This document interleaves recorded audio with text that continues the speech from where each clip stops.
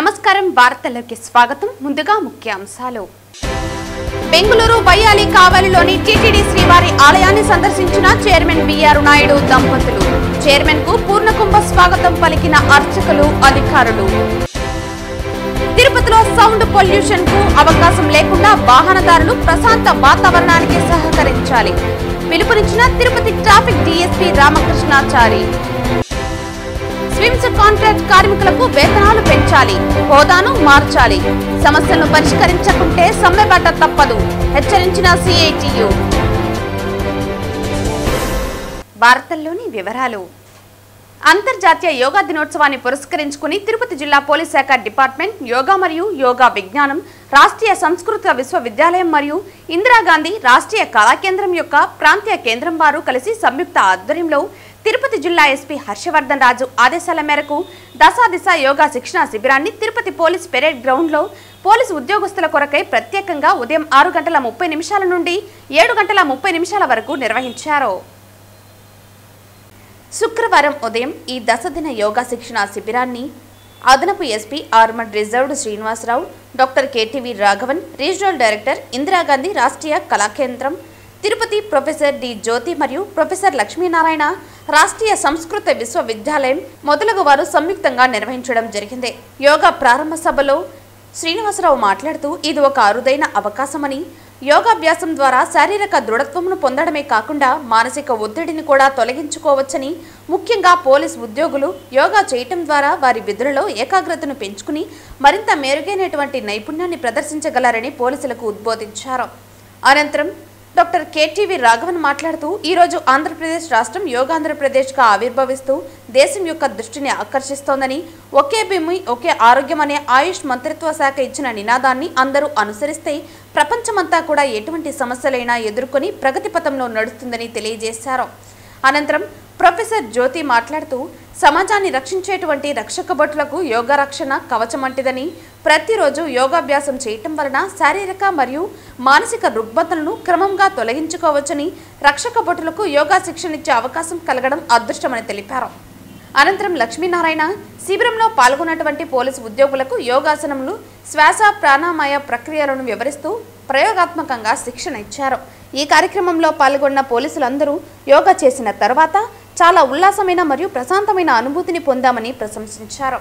ఈ కార్యక్రమంలో అదనపు ఎస్పీ శ్రీనివాసరావు, ఆర్మడ్ రిజర్వ్డ్, ఆర్ఐలు, ఆర్ఎస్ఐలు మరియు పోలీసు సిబ్బంది తదితరులు పాల్గొన్నారు. ఆధ్యాత్మిక నగరమైన తిరుపతిలో సౌండ్ పొల్యూషన్ కు అవకాశం లేకుండా వాహనదారులు ప్రశాంత వాతావరణానికి సహకరించాలని తిరుపతి ట్రాఫిక్ డీఎస్పీ రామకృష్ణాచారి కోరారు. తిరుపతి విష్ణు నివాసం అతిథి గృహం వద్దనున్న శ్రీ మహాలక్ష్మి జీప్ మరియు సుమో టాక్సీ యూనియన్ సభ్యులు స్వచ్ఛందంగా ట్రాఫిక్ ఆంక్షలకు సహకరిస్తూ నగరంలో సౌండ్ పొల్యూషన్ నివారణ కోసం వాహనాలకు ఉన్న పీవీ సౌండ్ హార్న్లను తొలగించి పోలీసులకు అందజేశారు. 300 వాహనాలకు సంబంధించిన హార్న్లను స్వచ్ఛందంగా తొలగించి వాటిని ట్రాఫిక్ పోలీసులు అందజేశారు. నిత్యం వీఐపీల తాకిడితో ఉండే తిరుపతి నగరంలో భయభ్రాంతులకు గురి చేసే సౌండ్ హార్న్లను వినియోగించడం మోటార్ వెహికల్ యాక్ట్ని విరుద్ధమని, అలాంటి వాటిని వెంటనే తొలగించాలని డీఎస్పీ రామకృష్ణాచారి సూచించారు. నిబంధనలను అతిక్రమిస్తే చట్టపరమైన చర్యలు తీసుకుంటామని హెచ్చరించారు. రాజేశ్వరి తిరుపతి ఎస్పీ గారి ఆదేశాల మేరకు పట్టణంలో సౌండ్ పొల్యూషన్ హారన్స్ ఎక్కువగా ఉన్నాయి. తర్వాత వాటిని చట్ట వ్యతిరేకంగా బండ్లకు బిగించుకొని నడుపుతున్నారనే పిలుపు మేరకు వాటిని నిర్మూలించాలనే ఉద్దేశంతో ఈ గత 10 రోజుల నుంచి స్పెషల్ డ్రైవ్ సౌండ్ హారన్స్ మీద కండక్ట్ చేసినాము.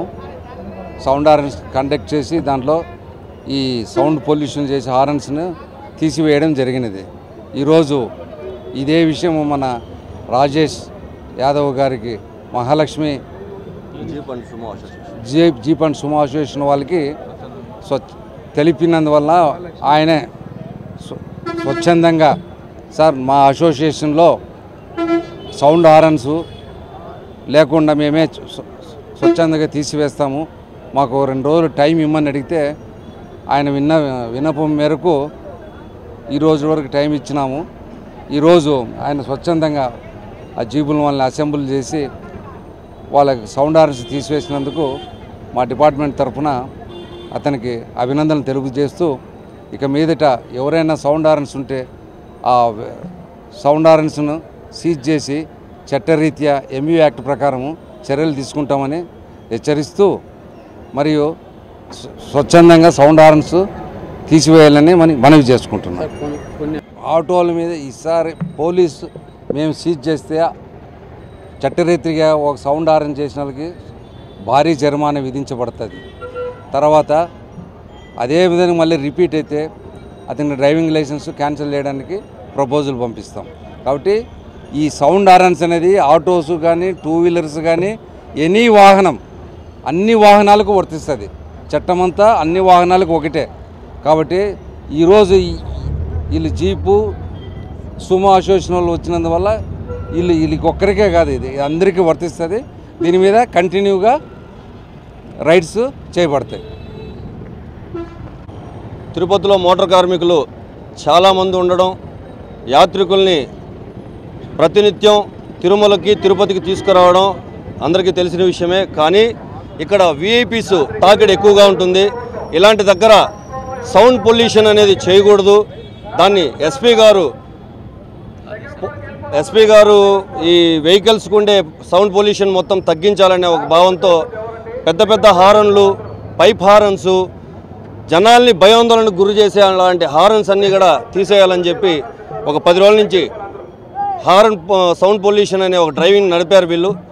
ట్రాఫిక్ డిఎస్పీ గారి దగ్గరికి వెళ్ళి నేను ఒక చిన్న విజ్ఞప్తి చేశాను. సార్ మాకు ఒక 2 days ఇవ్వండి, మా అసోసియేషన్లో 300 వెహికల్స్ పైన ఉన్నాయి, మా వెహికల్స్కి మేమే స్వచ్ఛందంగా పోలీస్ డిపార్ట్మెంట్కి మేము సహకరించి మీ పక్కన మేము నిలబడుకున్నట్లుగా మేము ఒక అసోసియేషన్ నుంచి ఈ హారన్స్ అన్ని రిమూవ్ చేస్తే మమ్మల్ని చూసి కొంతమంది ఇన్స్పైర్ అయ్యి ఈ హారన్స్ అన్ని రిమూవ్ చేస్తారు సార్, మీకు మేము పని ఒత్తిడిని కొంచెం తగ్గిస్తామని చెప్తే ఆయన నన్ను అప్రిషియేట్ చేసి 2 days టైం ఇస్తాను, నేను చెప్పిన టైంకి మీ హారన్స్ అన్ని తీసేయండి, మళ్ళీ ఇంకెప్పుడు మీరు పెద్ద పెద్ద హారన్లు ఎక్కువ సౌండ్ పొల్యూషన్ చేసేవన్నీ పెట్టకూడదని చెప్పారు. నేను ఆయనకు ధన్యవాదాలు తెలియజేస్తున్నాను. నా మాట ప్రకారం 2 రోజులు టైం ఇచ్చినందుకు ఆయన నాకు మాట ఇచ్చిన ప్రకారమే నేను 2 daysలో వచ్చి ఈ హారన్స్ అన్నీ కూడా రిమూవ్ చేసి ఇంక మీద మేము ఇలాంటి హారన్లు పెట్టుకొని జనాల్ని ఇక్కడికి వచ్చే యాత్రికుల్ని భయాందోళనకు గురి చేయమని చెప్పి ఈ మీడియా ద్వారా నేను తెలియజేస్తున్నాను. బెంగళూరు వయ్యా కావలిలోని టీటీడీ శ్రీవారి ఆలయాన్ని టీటీడీ చైర్మన్ బిఆర్ నాయుడు దంపతులు సందర్శించారు. చైర్మన్ కు అర్చకులు, అధికారులు పూర్ణకుంభ స్వాగతం పలికారు. బెంగళూరు వయ్యాలి కావలిలోని టీటీడీ శ్రీవారి ఆలయాన్ని చైర్మన్ బిఆర్ నాయుడు దంపతులు సందర్శించారు. అర్చకులు, అధికారులు చైర్మన్ కు పూర్ణకుంభ స్వాగతం పలికారు. అనంతరం ప్రత్యేక పూజలు చేసి స్వామివారిని చైర్మన్ దంపతులు దర్శించుకున్నారు. దర్శన అనంతరం వేద మంత్రాలతో చైర్మన్ దంపతులను అర్చకులు ఆశీర్వదించి పట్టు వస్త్రాలతో సత్కరించారు. అనంతరం అన్నప్రసాద కేంద్రంలో భక్తులకు చైర్మన్ అన్నప్రసాద వితరణ చేశారు. ఆలయంలో పూజా విధానాలను గురించి, భక్తులకు కల్పిస్తున్న సదుపాయాల గురించి సిబ్బందిని అడిగి తెలుసుకున్నారు. స్విమ్స్ కాంట్రాక్ట్ కార్మికుల సమస్యలు పరిష్కారం చేయాలని గత 2.5 సంవత్సరాల కాలంగా అనేక మార్లు అధికారులకు విన్నవించినా, ధర్నాలు చేసినా సమస్యలు పరిష్కారం కాకపోవడంతో కార్మికులు ఈ నెల 4వ తేదీ SVIMS director, TTD chairman, TTD EO, రాష్ట్ర ప్రభుత్వానికి, కార్మిక శాఖకు, ప్రజా ప్రతినిధులకు, జిల్లా కలెక్టర్కు, జిల్లా ఎస్పీకి అందరికీ చట్టబద్ధంగా సమ్మె నోటీసు రిజిస్టర్ పోస్టులో పంపించడం జరిగింది. సమ్మె నోటీసు పంపి 8 రోజులు అవుతున్నా యాజమాన్యం మొండిగా వ్యవహరించడంతో స్విమ్స్ ఎమర్జెన్సీ వార్డు ముందు ఉన్న ఎన్టీఆర్ విగ్రహం వద్ద కార్మికులు పెద్ద ఎత్తున ధర్నా కార్యక్రమం నిర్వహించడం జరిగింది. ఈ సందర్భంగా ధర్నా కార్యక్రమాన్ని ఉద్దేశించి సిఐటియు జిల్లా ప్రధాన కార్యదర్శి కందరపు మురళి, జిల్లా అధ్యక్షులు Balasubrahmanyam, SVIMS workers union working president Venugopal, CITU నగర ప్రధాన కార్యదర్శి మాధవ్, హాకర్స్ యూనియన్ జిల్లా కార్యదర్శి బుజ్జి ఈ కార్యక్రమాన్ని ఉద్దేశించి ప్రసంగించారు. గత 2.5 ఏళ్లుగా శానిటేషన్ పేరు మార్చి గతంలో మా వార్డు బాయ్లుగా పరిగణించాలని కోరుతూ పలుమార్లు విన్నపాలు చేశామని, అధికారులు చేసిన పొరపాట్లకు ఏళ్ల తరబడి నుండి తక్కువ వేతనాలకు పనిచేయాల్సి వస్తుందన్నారు. మా హోదాను మార్చండి, వేతనాలు పెంచండి అని అధికారుల చుట్టూ కాలు అరిగేలా తిరుగుతున్నా పట్టించుకోలేదని తెలిపారు. సమ్మె నోటీసు ఇస్తే సమ్మెలు ఆసుపత్రిలో నిషేధం, నీపై చర్యలు తీసుకుంటామని నోటీసులు ఇస్తున్నారంటే ఇంతకంటే దుర్మార్గం, అన్యాయం ఇంకొకటి ఉండదని తెలిపారు. ఎంతకాలం బానిసల్లా పనిచేయమంటారని ప్రశ్నించారు. విధిలేక చేపట్టిన ఈ సమ్మె మేము ఇష్టంతో చేస్తున్నది కాదని, ఎంతో బాధతో, కష్టంతో చేస్తున్న సమ్మె అని నోటీసు చట్టబద్ధంగా నిరసన తెలియజేస్తూ కార్మికులు విధులు నిర్వహిస్తున్నారని అన్నారు. అధికారులు కార్మిక సమస్యలను పరిష్కరించలేని పక్షంలో 18వ తేదీ కార్మికులు ఏ క్షణంలోనైనా సమ్మె బాట పట్టడం తప్పదని హెచ్చరించారు. సమ్మెబాట పడితే ప్రతి పరిణామానికి బాధ్యత స్విమ్స్ యాజమాన్యం వహించాలని, ఆ పరిస్థితులు తెచ్చుకోక వెంటనే సమస్యను పరిష్కరించాలని సిఐటియు యూనియన్ డిమాండ్ చేస్తోందని అన్నారు. ఎప్పటికీ కార్మికులు చేస్తున్న పోరాటానికి అశేష స్పందన, మద్దతు లభిస్తుందని, యాజమాన్యం స్పందించకుంటే సమ్మెబాట తప్పదని హెచ్చరించారు. ఈ కార్యక్రమంలో స్విమ్స్ కార్మికులు రవి, సూరి, వెంకటేష్, గోపి, భాషా తదితరులు పాల్గొన్నారు. స్విమ్స్ ఆసుపత్రి చరిత్రలో ఎప్పుడూ లేనట్టుగా వీళ్ళు వాళ్ళని తేడా లేకుండా కార్మికులందరూ మా సమస్యలు పరిష్కారం చేసినట్టు, చేయకపోతే 18వ తేదీ తర్వాత మేము సమ్మెలోకి వెళ్ళి తీరతామని చెప్పి 100% కార్మికులందరూ బ్యాడ్జీలు వేసుకొని తిరగడం అనేది స్విమ్స్ చరిత్రలో ఇదే మొట్టమొదటిసారి. నాకు తెలుసు సుబ్రహ్మణ్యం గారు డైరెక్టర్గా ఉన్నటువంటి రోజుల్లో కూడా ఎంత పెద్ద ఎత్తున తిరుగుబాటు రాల. దానికి ముందు కేవీ నాయుడు గారు అని ఉన్నారు డైరెక్టర్గా, అప్పుడు కూడా మాకు తెలుసు, అప్పుడు కూడా ఇంత తిరుగుబాటు రాల. ఆ తర్వాత చాలా పెద్ద పెద్ద పోరాటాలు ఈ స్విమ్స్లో జరిగినాయి. మొత్తం కార్మికులందరూ పాల్గొన్నటువంటిది చాలా తక్కువే. మొట్టమొదటిసారి ఈ డిపార్ట్మెంటు ఆ డిపార్ట్మెంట్ అనే తేడా లేకుండా అన్ని డిపార్ట్మెంట్లు, స్విమ్స్లో ఉన్నటువంటి అన్ని డిపార్ట్మెంట్లలో మేము సమ్మెలో పాల్గొంటామని చెప్పి 100% మీరు ప్రకటించారు. మీకు నేను అభినందనలు తెలియజేస్తాను. ఎందుకనంటే అందరూ ఒక మాట మీద ఉండడమే మొదటి విజయం. మీరందరూ ఒక్క మాట మీద ఉంటారు కాబట్టి తప్పనిసరిగా మనకు విజయం సిద్ధించి తీరుతుంది. దాంట్లో ఏమాత్రం డౌట్ లేదు. కారణం ఏమంటే మనం అడిగేది అన్యాయమైనటువంటిది కాదు, అధర్మమైనటువంటిది కాదు. మనం అడుగుతున్నది 100% న్యాయమైనటువంటిది.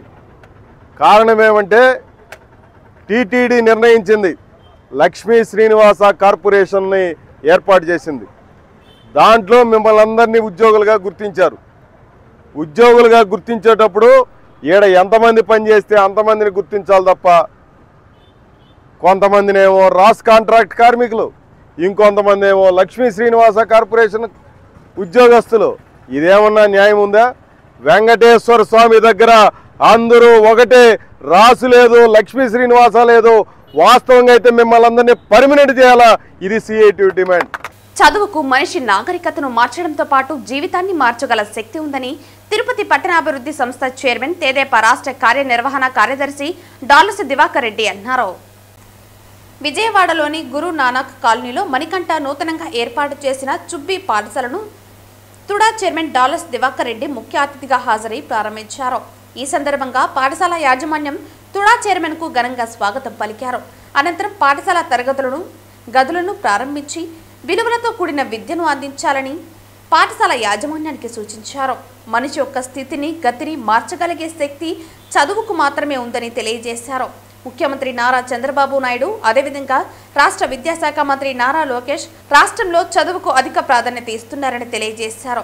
డబ్బు లేదన్న కారణంతో ఏ విద్యార్థి చదువుకు దూరం కాకూడదన్న సంకల్పంతో కూటమి ప్రభుత్వం తల్లికి వందనం పథకాన్ని తీసుకువచ్చి ఇంటిలో ఎంతమంది విద్యార్థులు ఉంటే అంతమందికి 15,000 చొప్పున గురువారం రోజున రాష్ట్ర వ్యాప్తంగా ఉన్న అందరి విద్యార్థుల తల్లుల ఖాతాకు నగదు జమ చేయడం జరిగిందని వివరించారు. ప్రజాస్వామ్య దేశంలో పత్రికా గొంతుకును అణచివేయాలనే దురుద్దేశంతో కొమ్మినేని శ్రీనివాస్ పైన కక్ష సాధింపు చర్యలలో భాగంగా ఎస్సీ ఎస్టీ కేసును బనాయించి అక్రమ అరెస్టు చేయించిన కూటమి ప్రభుత్వానికి ఈరోజు సుప్రీంకోర్టు వారి తీర్పు ఒక చెంపు పెట్టినా నిలిచిందని, న్యాయం గెలిచిందని, సుప్రీంకోర్టు తీర్పు ప్రజాస్వామ్య వ్యవస్థను కాపాడిందని తిరుపతి మాజీ ఎమ్మెల్యే భూమన కరుణాకర్ రెడ్డి అన్నారు. సుప్రీంకోర్టు ఈరోజు ఒక అత్యద్భుతమైనటువంటి తీర్పును వెలువరించింది. ప్రజాస్వామ్యాన్ని పరిరక్షించడానికి నడుం బిగించినట్టుగా ఆంధ్రప్రదేశ్ రాష్ట్రంలో పత్రికా స్వేచ్ఛను పూర్తిగా సర్వనాశనం చేస్తున్న ప్రభుత్వానికి ఒక పెద్ద చెంపదెబ్బలాగా ఆ తీర్పు కనపడుతోంది. డిబేట్ను నిర్వహిస్తున్నటువంటి విశ్లేషకుడి మీద ఎస్సీ ఎస్టీ కేసు బనాయించి ఆయన భౌతికంగా ఆయన్ను నిర్బంధించి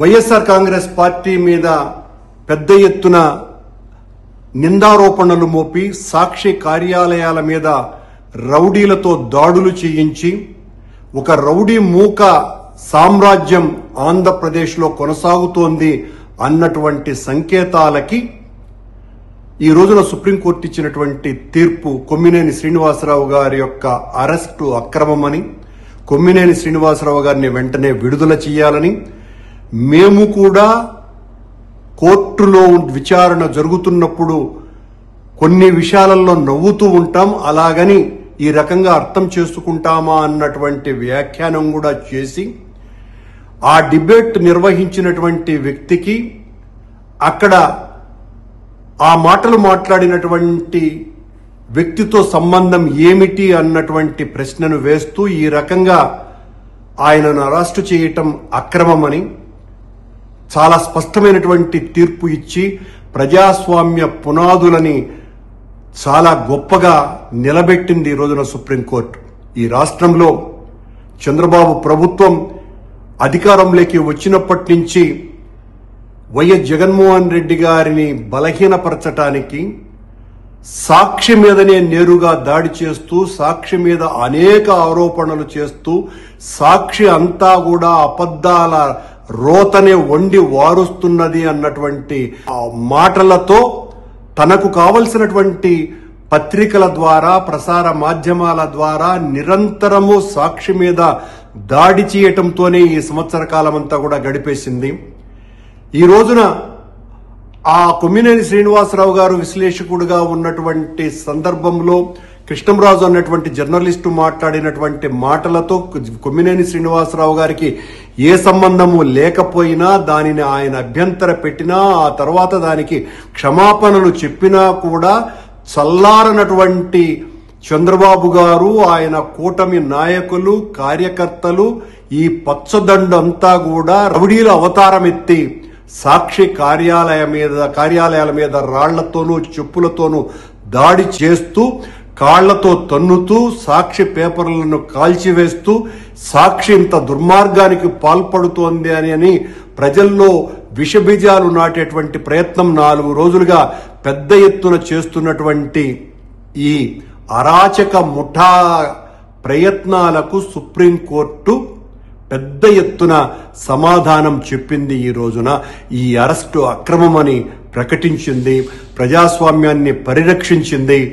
మొత్తం పాత్రికేయ సోదరులే కాకుండా ఆంధ్ర రాష్ట్రంలోనూ, ఆ మాటకొస్తే భారతదేశంలో ఉన్న ప్రజాస్వామ్యవాదులందరూ కూడా ఈ తీర్పు పట్ల ఆనందాన్ని వ్యక్తపరుస్తున్నారు. ఈ రకంగా ప్రజాస్వామ్యాన్ని పరిహసిస్తూ, ప్రజాస్వామ్యానికి బందీలుగా చేస్తూ, ప్రజాస్వామ్యంలో ఈ రకమైనటువంటి చర్యలు ఉండకూడదని ఎంత ఘోషిస్తున్నప్పటికీ కూడా పెత్తనం మా చేతిలో ఉంది, అధికారం మా చేతిలో ఉంది, మేమేమైనా చేస్తాము అన్నటువంటి తెలుగుదేశం పార్టీ కూటమి ప్రయత్నాలకు పెద్ద విఘాతంలాగా ఈరోజు సుప్రీంకోర్టు తీర్పు ఇచ్చింది. తద్వారా ఈ 4 రోజుల పాటు సాక్షి కార్యాలయాల మీద దాడి చేసినటువంటి ఈ గూండాలు, రౌడీల యొక్క అరాచకత్వం ఏ పాటిదో ప్రజలకందరికీ కూడా తెలిసింది. సాక్షి మీద దాడి చేసినటువంటి వాళ్ళందరి మీద క్రిమినల్ చర్యలు బనాయించాల్సినటువంటి అవసరం ఉన్నదని ఈ సందర్భంగా గుర్తు చేస్తున్నాం. వార్తలు ముగించే ముందు ముఖ్యాంశాలు మరోసారి. బెంగళూరు బయ్యాలి కావలిలోని టీటీడీ శ్రీవారి ఆలయాన్ని సందర్శించిన చైర్మన్ బిఆర్ నాయుడు దంపతులు. చైర్మన్ కు పూర్ణకుంభ స్వాగతం పలికిన అర్చకులు, అధికారులు.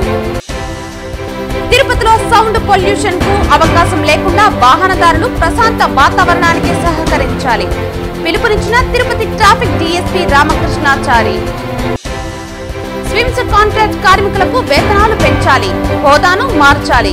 సమస్యలను పరిష్కరించకుంటే సమ్మెబాట తప్పదు, హెచ్చరించిన సిఐటియు. ఈ వార్తలు ఇంతటితో సమాప్తం. తిరిగి వార్తల్లో మళ్ళీ కలుద్దాం. అంతవరకు సెలవు. నమస్కారం.